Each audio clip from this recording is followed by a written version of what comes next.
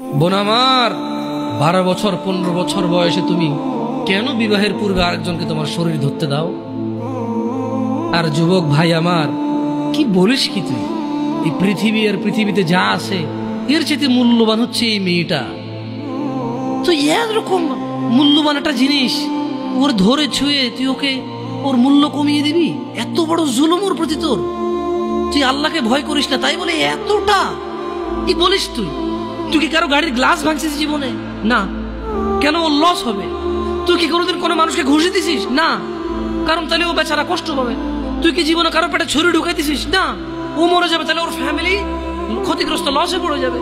তুই কি কারো টাকা মারছিস কোনোদিন? না। তাহলে ওর ফ্যামিলি টাকার কারণে কষ্ট পাবে। তাহলে তুই কেন তুই এত ছোট ছোট বিষয়গুলো খেয়াল রাখিস যে আরেকজনের লস হবে?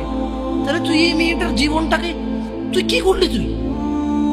তুই পুরো পৃথিবী আর পৃথিবীতে যা আছে সবকিছু বিক্রি করলে যে সম্পদ হবে, সবকিছু অর্জন করলে যে অর্জন হবে, এর চাইতে মূল্যবান তুই ওকে সতীত্ব থেকে বের করে নিয়ে আসলি?